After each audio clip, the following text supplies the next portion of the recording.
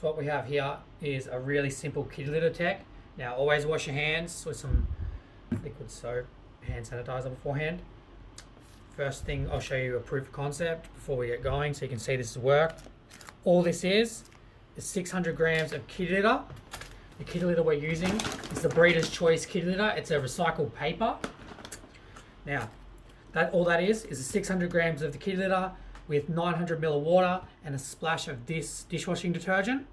A better alternative is to use hydrated lime, but I'm just proving how simple this really is.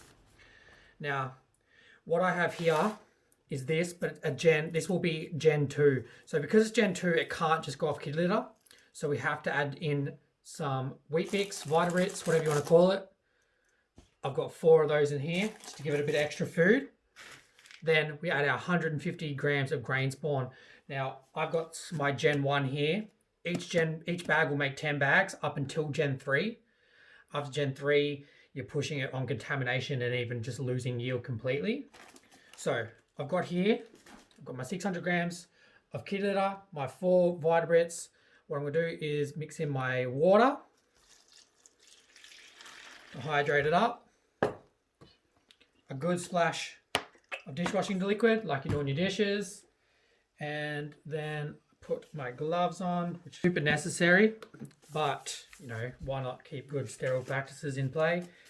Now just a quick note, if you're going to use the lime instead of the dishwashing detergent, which I honestly do recommend, you have to go lime to water, not water to lime. Let's get in all those crevices. The reason being, it will explode and it'll burn you. So I'm not being held accountable if you want to be stupid and not listen. So again, it's lime to water, not water to lime, because it will burn you. Now, other supplements, so I'm giving it a supplement, as I said, of the Wheat Bix. Other supplements you can use are coffee grounds as well, spent coffee grounds. But if that's the route you choose to take, you should use lime, because the coffee will lower the pH, whereas a lime will raise the pH, making it a bit harder for contaminations to grow. Okay, just make sure you get any big old bits out of there, like that. Get all that out of there. Mix it all up nice and good. Okay, now I'm just going to eye this out. Just honestly, it's the simplest tech. You can grow really a lot of mushrooms, like well over 100 kilos of mushrooms just with one bag, starting off with one Gen 1 bag. So I'm just going to eye out about 150 grams into here.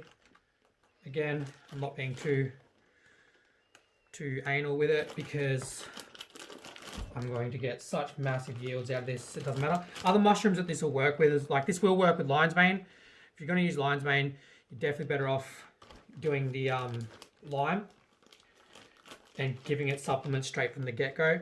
Mushrooms that it won't work with are shiitake. It won't work with that kind of thing, like slow-growing mushrooms like that. So we might add in just a little bit more. Yep. Again, this is my Gen 1, so this will be Gen 2. I'm just going to mix that up. Use a bucket, don't use a freaking bowl. Didn't want to go outside and get a bucket. So make sure you break all your big clumps out. That'll just help more inoculation points. That's all that is. You'll get even spread quicker. Okay. Make sure it's nice and evenly mixed. Beautiful. So now we've got the Hercules bag. I recommend getting these ones just because it'll work a bit better, honestly. So just screenshot that, whatever you need to do. It'll honestly, don't get these smaller ones. Otherwise you have to stuff them in the bag and it's just the stuff around. So we're going to fill our bag up and I'll see you soon.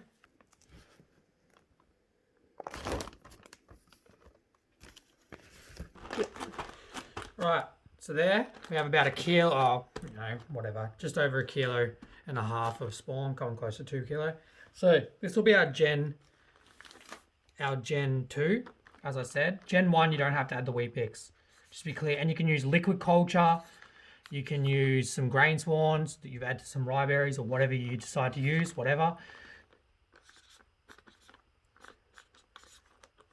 Okay, so this bag will make 10 more bags, and so will each bag that this one makes. So you can see how you could easily make 100 kilos of mushrooms easily off just 150 grams of spawn. So if you had a good friend or something, man, you're in luck. So I'm going to make 4 little holes like this. Cover with some micro pour tape. Bang, bang. Then that's it. Just let it colonize somewhere nice and warm, not in direct light. And that's that.